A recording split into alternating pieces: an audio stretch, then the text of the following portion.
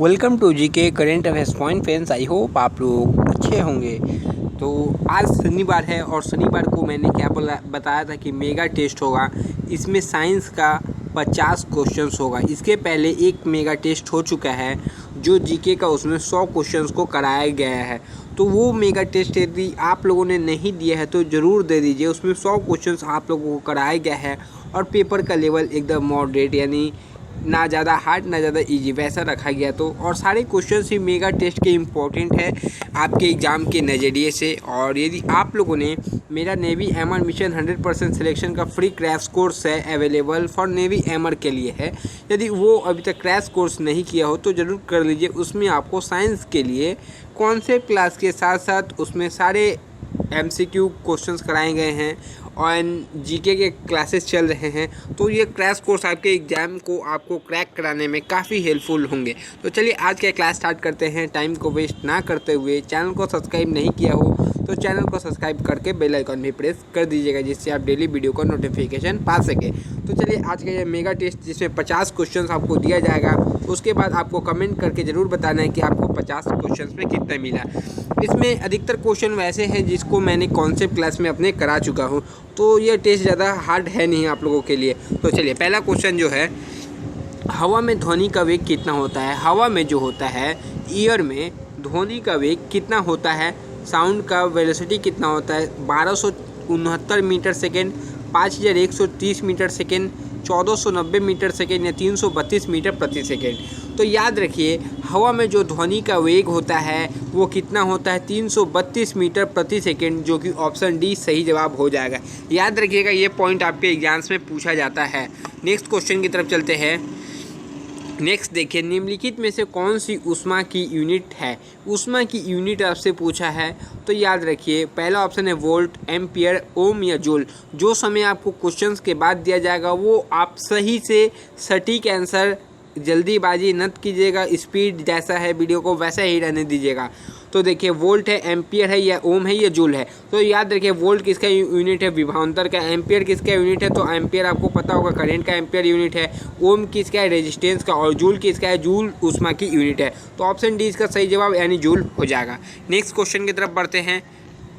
Kilowatt घंटा मात्रक है। किलोवाट जो घंटा मात्रक है विभवांतर का, शक्ति का, आवेश का या ऊर्जा का। तो किलोवाट घंटा मात्रक किसका है आपको पता होगा। विभवांतर का क्या होता है, वोल्ट होता है। शक्ति का क्या होता है, वाट होता है। आवेश का क्या होता है, कूलम होता है। बट ऊर्जा का जो मात्रक होता है वो किलोवाट घंटा मात्रक है ऊर्जा का। तो ऑप्शन डी यानी ऊर्जा इसका सही जवाब हो जाएगा। नेक्स्ट क्वेश्चन की तरफ चलते हैं। लेजर का आविष्कार किसने किया था। तो लेजर का आविष्कार किसने किया था, सेमूर के, TH मैमा, सेफर्ड मॉरिसन या सर फ्रैंकफर्ट हिंटल। तो देखिए इसका सही जवाब क्या हो जाएगा। तो लेजर का आविष्कार किसने किया था, TH मेमे ने लेजर का आविष्कार किया था, यानी ऑप्शन बी सही जवाब हो जाएगा। नेक्स्ट क्वेश्चन की तरफ चलते हैं। नेक्स्ट है, मनुष्य के नेत्र में, नेत्र के रेटिना पर प्रतिबिंब जो बनता है मनुष्य के नेत्र के रेटिना पर, वो कैसा बनता है, उसका नेचर क्या रहता है, उसका प्राकृतिक कैसा होता है। काल्पनिक एवं उल्टा, काल्पनिक एवं सीधा, वास्तविक एवं सीधा या वास्तविक एवं उल्टा। तो मनुष्य के नेत्र के रेटिना पर प्रतिबिंब जो बनता है उसका प्रतिबिंब कैसा होता है। तो इस क्वेश्चन का सही जवाब होगा ऑप्शन डी यानी वास्तविक और उल्टा होता है। नेक्स्ट क्वेश्चन की तरफ बढ़ते हैं।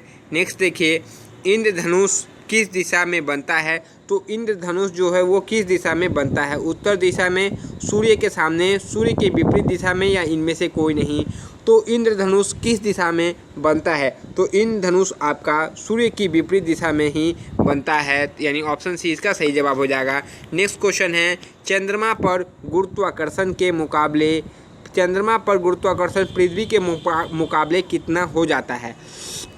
तो पहला ऑप्शन देखिए, छठा भाग रह जाता है या 6 गुना हो जाता है या आधा रह जाता है या 2 गुना हो जाता है। तो इसका सही जवाब कौन सा होना चाहिए, तो चंद्रमा पर गुरुत्वाकर्षण पृथ्वी के मुकाबले छठा भाग ही रह जाता है, यानी ऑप्शन ए सही जवाब हो जाएगा। चंद्रमा पर गुरुत्वाकर्षण पृथ्वी के मुकाबले 1/6 भाग ही रह जाता है।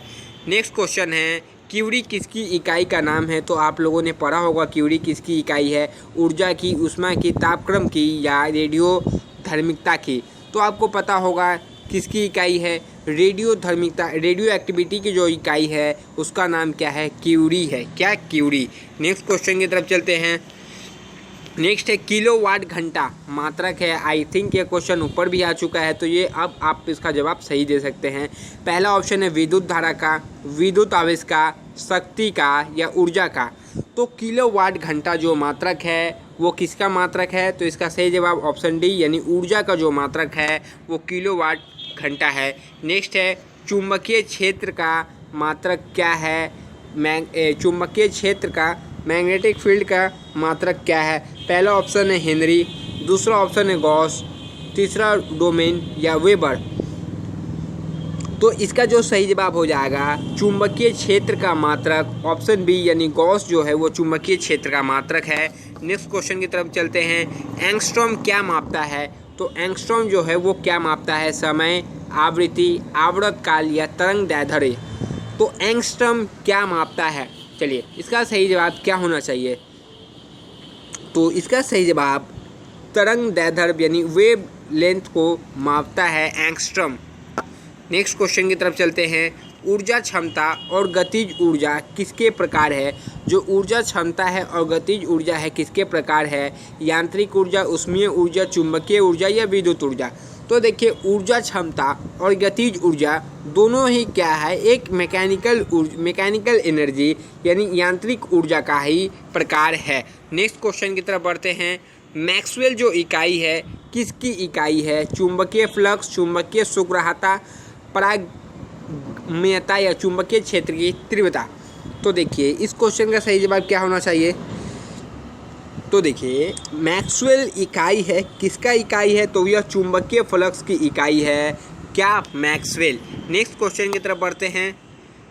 घड़ी के स्प्रिंग में भंडारित ऊर्जा है, जो घड़ी के स्प्रिंग में भंडारित ऊर्जा है वह किस प्रकार की ऊर्जा है? रासायनिक ऊर्जा है, ऊष्मा ऊर्जा है, स्थितिज ऊर्जा है या फिर गतिज ऊर्जा है? तो इस क्वेश्चन को मैंने कॉन्सेप्ट क्लास में भी कराया है। तो घड़ी के स्प्रिंग में जो ऊर्जा है वो एक स्थितिज ऊर्जा है यानी पोटेंशियल एनर्जी है, ना कि काइनेटिक एनर्जी है। तो इसका ऑप्शन सी सही जवाब हो जाएगा। नेक्स्ट क्वेश्चन की तरफ बढ़ेंगे।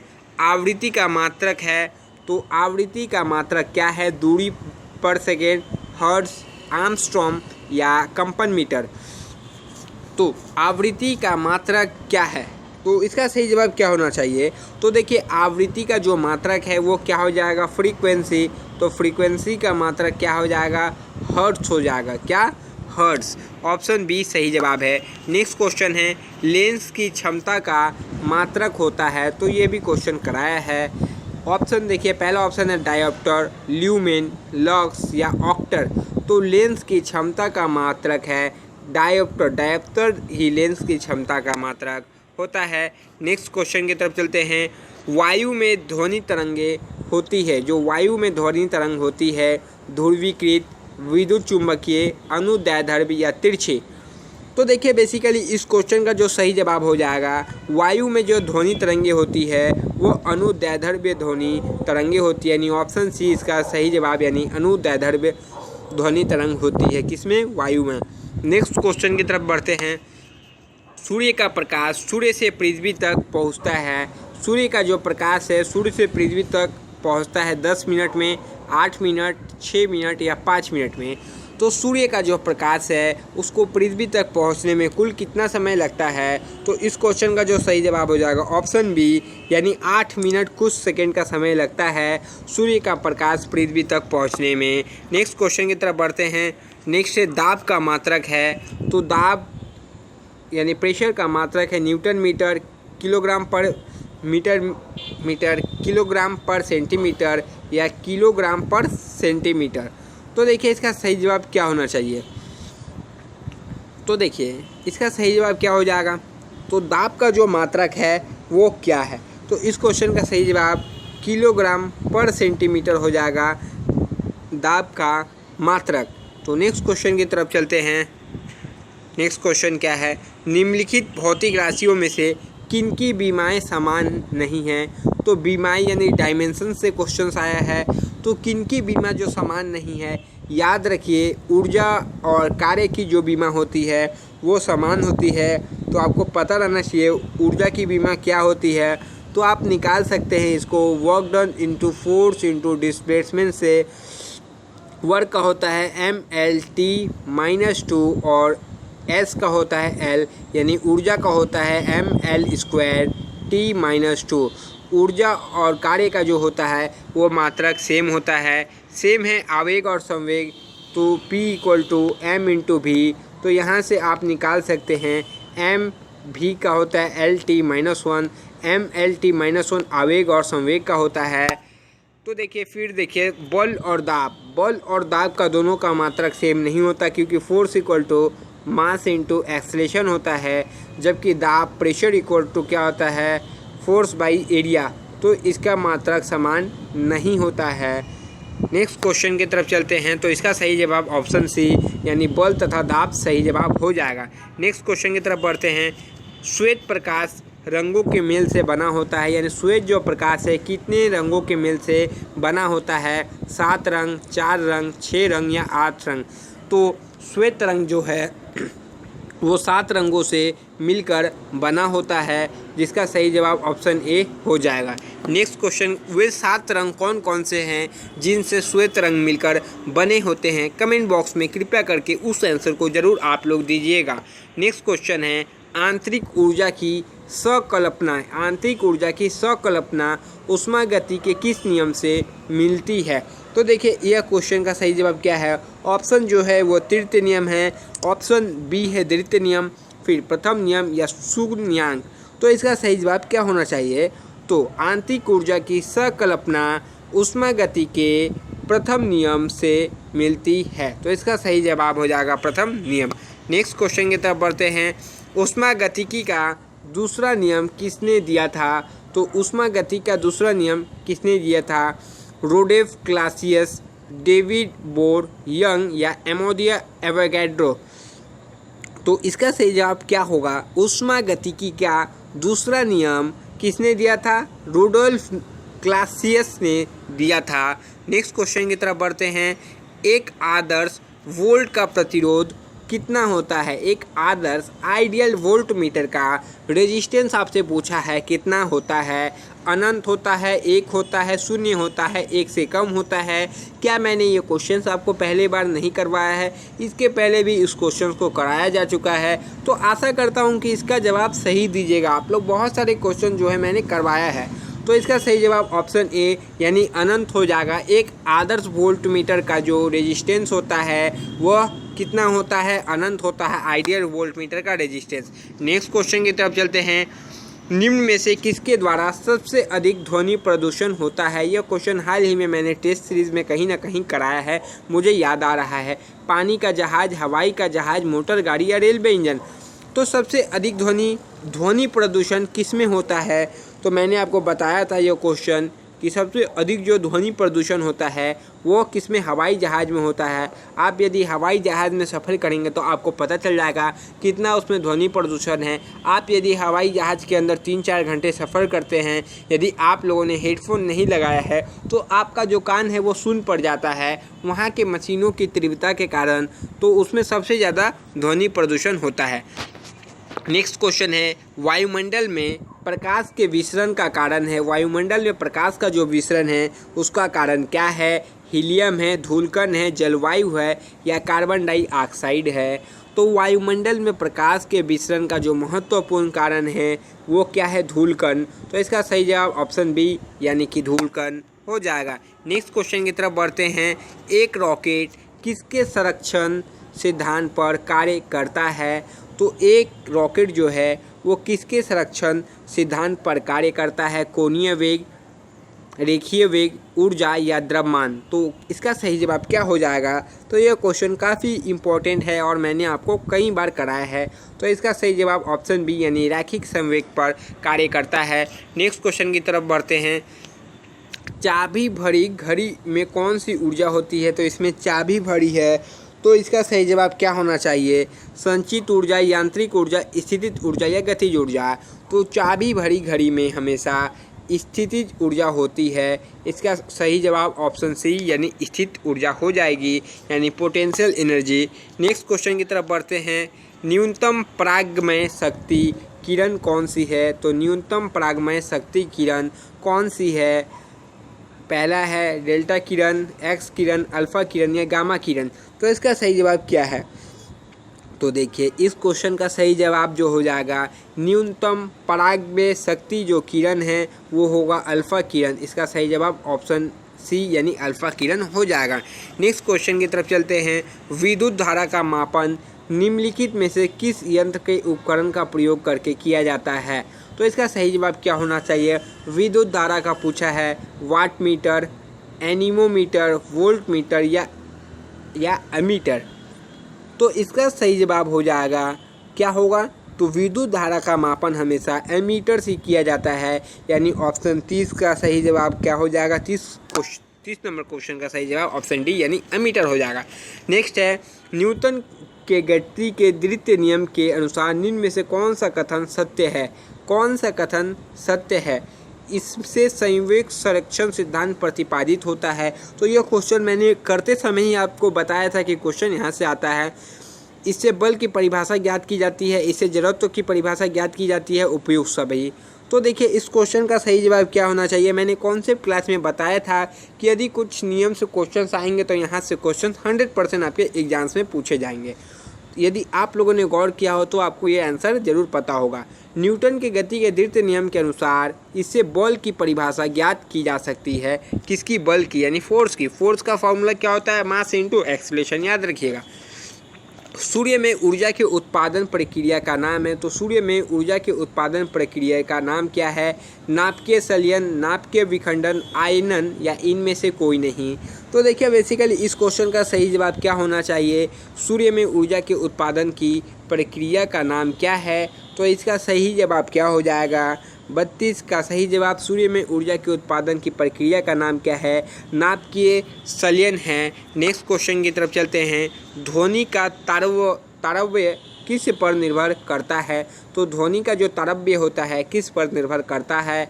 आयाम पे, वेग पे, आवृत्ति पे या तीव्रता पे। तो इस क्वेश्चन का जो सही जवाब होना चाहिए वो क्या होगा?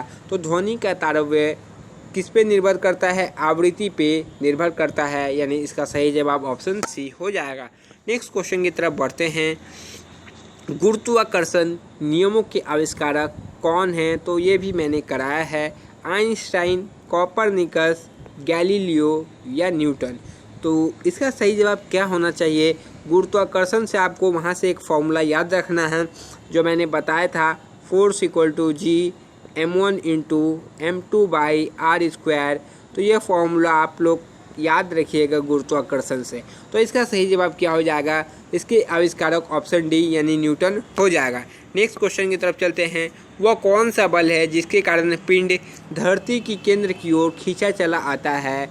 तो ये ज़रूर बताइए। ये सब मैंने पूरा कराया है आपको, तो इसमें कोई दिक्कत आनी नहीं चाहिए। तो पहला ऑप्शन है आवेगी बल, संवेग, द्रव्यमान या गुरुत्वाकर्षण। तो कौन सा बल के कारण धरती की केंद्र की ओर पिंड खींचा चले आता है? तो उसका ऑप्शन डी सही जवाब यानी गुरुत्वाकर्षण हो जाएगा। नेक्स्ट क्वेश्चन की तरफ चलते हैं। निम्नलिखित में से किस रंग की सर्वाधिक तरंग दैर्ध्य होती है? तो वह कौन सा रंग है जिसका तरंग दैर्ध्य सबसे अधिक होती है? हरा, पीला, बैंगनी या लाल। तो देखिए इस क्वेश्चन का जो सही जवाब हो जाएगा तो सबसे अधिक तरंग दैर्ध्य लाल कलर की होती है। किसकी? लाल रंग की तरंग दैर्ध्य सबसे अधिक होती है। सबसे कम पूछा जाए तो किसकी तरंग दैर्ध्य होती है? कमेंट बॉक्स में आप ज़रूर बताएं कि सबसे कम तरंग दैर्ध्य किसकी होती है। नेक्स्ट है साधारण बातचीत की तीव्रता डेसिमल में कितनी होती है? जो साधारण बातचीत करते हैं आप किसी से, उसमें जो डेसिमल यूज़ होता है वह कितनी का होता है? कितना का होता है? 180, 30 से 40 या 1520 या 80। तो देखिए इस क्वेश्चन का सही जवाब हो जाएगा साधारण बातचीत की तीव्रता में डेसिमल हमेशा 30 से 40 के बीच यूज़ होती है। नेक्स्ट क्वेश्चन की तरफ चलते हैं। टेली उपग्रह का उपयोग किसके लिए किया जाता है? टेली उपग्रह का उपयोग किसके लिए किया जाता है? तो इसका सही जवाब क्या होना चाहिए? रडार संचार, रेडियो संचार, अंतर महाद्वीपीय संचार या उपयुक्त में से कोई नहीं। तो देखिए इस क्वेश्चन का जो सही जवाब हो जाएगा टेली उपग्रह का उपयोग अंतर महाद्वीपीय संचार के लिए किया जाता है? किसके लिए उपयोग किया जाता है अंतर महाद्वीपीय संचार के लिए? नेक्स्ट क्वेश्चन की तरफ बढ़ते हैं। वह कौन सा बल है जिसके कारण पिंड धरती के केंद्र की ओर खींचा चला जाता है? तो इसका सही जवाब क्या होना चाहिए? संवेग, गुरुत्वाकर्षण, आवेगी बल या द्रव्यमान। कुछ क्वेश्चंस, ये क्वेश्चन तो मैंने अभी जस्ट ऊपर कराया, तो इसका सही जवाब यदि आप लोग नहीं दे सकते तो आप लोग क्या देंगे? चलिए, इसका सही जवाब ऑप्शन बी यानी गुरुत्वाकर्षण का हो जाएगा। नेक्स्ट क्वेश्चन की तरफ चलते हैं। इंद्रधनुष में किस रंग का विक्षेपण, इंद्रधनुष में किस रंग का विक्षेपण अधिक होता है? किस रंग का होता है? पीला, नीला, बैगनी या लाल? तो देखिए, बेसिकली इस क्वेश्चन का जो सही जवाब हो जाएगा वो क्या होगा? इंद्रधनुष में किस रंग का विक्षेपण अधिक होता है? तो ऑप्शन सी यानी बैगनी हो जाएगा। और सबसे कम किस रंग का विक्षेपण होता है इंद्रधनुष में? कमेंट बॉक्स में ज़रूर बता दीजिए। नेक्स्ट है, प्रकाश छोटे छोटे कणों से मिलकर बना होता है जिन्हें डैश कहते हैं? फोटोन, पॉजिट्रॉन, न्यूट्रॉन या परमाणु? तो प्रकाश जो छोटे छोटे कणों से मिलकर बना होता है जिन्हें हम क्या कहते हैं? फोटोन कहते हैं, यानी ऑप्शन ए इसका सही जवाब हो जाएगा। नेक्स्ट क्वेश्चन की तरफ चलते हैं। आकाश गंगा की आकृति है, तो हमारा जो मिल्की वे है उसकी आकृति कैसी है? तो मैंने इसे आपको कराया है यूनिवर्स चैप्टर में बहुत अच्छे से। पहला ऑप्शन है स्पाइरल, दीर्घवृत्ताकार, वृत्ताकार या इनमें से कोई नहीं। तो देखिए, इस क्वेश्चन का जो सही जवाब हो जाएगा, आकाश गंगा की आकृति स्पाइरल कैसी होती है? स्पाइरल होती है, तो इसका सही जवाब ऑप्शन ए हो जाएगा। नेक्स्ट क्वेश्चन की तरफ बढ़ते हैं। प्रकाश की गति किसके बीच जाते हुए न्यूनतम होती है? किसके बीच जाते हुए न्यूनतम होती है? तो बेसिकली इस क्वेश्चन का सही जवाब क्या होना चाहिए? वायु, जल, निर्वात या कांच? तो जो प्रकाश की गति है वो किसके बीच जाते हुए न्यूनतम होती है? तो इस क्वेश्चन का सही जवाब ऑप्शन डी यानी कांच के बीच जाते हुए न्यूनतम होती है। नेक्स्ट क्वेश्चन देखिए, वायुमंडल में बादलों का तैरना का कारण है। तो वायुमंडल में जो बादल तैरते हैं उसका मेन कारण क्या है? वेग है, ताप है, घनत्व है या दाब है? देखिए, बेसिकली इस क्वेश्चन का जो सही जवाब हो जाएगा वो क्या होगा? तो वायुमंडल में बादलों के तैरने का कारण क्या है? घनत्व है। क्या? घनत्व। डेंसिटी, डेंसिटी क्या होता है? मास बाई वॉल्यूम होता है। नेक्स्ट क्वेश्चन की तरफ बढ़ते हैं। विद्युत धारा का एसआई मात्रक क्या है? विद्युत धारा का एसआई मात्रक यूनिट, एम्पियर, कूलम या वाट? देखिए, इस क्वेश्चन का सही जवाब क्या हो जाएगा? तो विद्युत धारा का एसआई मात्रक होता है एम्पियर। कूलम किसका होता है? चार्ज का होता है, चार्ज का कूलम होता है। नेक्स्ट है वाट, तो पावर का वाट होता है। याद रखिए, ये सब भी पूछा जा सकता है आपके एग्जाम्स में, और यूनिट रिलेटेड एक क्वेश्चन जरूर ही आएगा। नेक्स्ट क्वेश्चन है, पृथ्वी के गुरुत्वाकर्षण का कितना भाग चंद्रमा के गुरुत्वाकर्षण के सबसे नज़दीक है? पृथ्वी के गुरुत्वाकर्षण का कितना भाग चंद्रमा के गुरुत्वाकर्षण के सबसे नज़दीक है? तो बेसिकली इस क्वेश्चन का सही जवाब आपको बताना है। तो देखिए, इस क्वेश्चन का जो सही जवाब हो जाएगा वो क्या होगा? 1/5, 1/6, 1/4 या 1/2? तो इसका सही जवाब ऑप्शन बी यानी 1/6 भाग चंद्रमा के सबसे नज़दीक है। नेक्स्ट क्वेश्चन की तरफ चलते हैं। एंगस्ट्रॉम क्या नापता है? समय, आवृत्ति, आवर्तकाल या तरंगदैर्ध्य? तो एंगस्ट्रॉम जो नापता है वो क्या नापता है? शायद ये क्वेश्चन भी रिपीट हो गया है, तो इसका सही जवाब ऑप्शन डी यानी तरंगदैर्ध्य नापता है। नेक्स्ट क्वेश्चन की तरफ चलते हैं। विद्युत बल्ब का फिलामेंट किससे बना होता है? विद्युत बल्ब का जो फिलामेंट है वह किससे बना होता है? Option A nichrome, nichrome, tungsten, तांबा या इनमें से कोई नहीं। तो विद्युत बल्ब का फिलामेंट किसका बना होता है? तो इसका सही जवाब ऑप्शन बी यानी टंगस्टन का बना होता है। नेक्स्ट क्वेश्चन की तरफ चलते हैं। आर्यभट्ट के ग्रहीय गतियों के मॉडल को क्या कहते हैं? आर्यभट्ट के ग्रहीय गति के मॉडल को क्या कहते हैं? प्राकृतिक दर्शन के गणितीय सिद्धांत, पृथ्वी केंद्रीय मॉडल, सूर्य केंद्रीय मॉडल या इनमें से कोई नहीं। तो देखिए, इसका सही जवाब क्या होना चाहिए? आर्यभट्ट के ग्रहीय गतियों के मॉडल को सूर्य केंद्रीय मॉडल कहते हैं। नेक्स्ट और आज का आखिरी क्वेश्चन, देन आप अपना मार्क्स कमेंट में बताइएगा। कुछ क्वेश्चन तो ऐसे थे कि एक दो बार रिपीट हो चुके हैं, तो वो सब तो मार्क्स आपको फ्री में मिल गया। पृथ्वी पर एक चलती एक बस आम तौर पर किसके कारण अपने आप रुकती है? चलती एक वस्तु जो है आम तौर पर किसके कारण रुकती है? पहला ऑप्शन है गुरुत्वाकर्षण, संवेग का संरक्षण, घर्षण बल या जड़त्व का सिद्धांत। तो एक चलती हुई वस्तु आम तौर पर अपने आप कब रुक जाती है? तो बेसिकली इस क्वेश्चन का सही जवाब क्या होना चाहिए? तो वो घर्षण बल यानी फ्रिक्शनल फोर्स के कारण ही एक चलती हुई वस्तु आमतौर पर रुक जाती है। तो टेस्ट समाप्त होता है। 50 में आपको कितना क्वेश्चन राइट हुआ? आई होप 40 के ऊपर राइट होना चाहिए अधिकतर का, क्योंकि ये क्वेश्चन कराया है। तो आप लोग को करना क्या है, वीडियो को लाइक ज़रूर करें जितने लोगों ने टेस्ट दिया, एंड चैनल को सब्सक्राइब कीजिए जो पहली बार आए हैं। इतना काम कीजिए, आपके नेवी आर्मर का सिलेक्शन यही चैनल से होगा। और अपने मार्क्स जो है, मार्क्स जितना भी आपको मिलता है उसको कमेंट में बताएं और अपने फ्रेंड्स के साथ इस वीडियो को शेयर करें। जो भी ग्रुप है नेवी आर्मर का, उन्हें ज़रूर इस वीडियो को शेयर करें और अपने फ्रेंड्स को भी सुझाव दें कि यहाँ से इस चैनल से तैयारी करें, ताकि उनकी तैयारी काफ़ी अच्छी हो सके और एग्ज़ाम क्लियर करने में सबका हेल्प हो सके। तो चलिए, तब तक के लिए जय हिंद फ्रेंड्स। नेक्स्ट वीडियो में बताइएगा, वीडियो में कमेंट बॉक्स में ज़रूर बताइएगा कि आपको ये वीडियो कैसा लगा। तब तक के लिए जय हिंद फ्रेंड्स।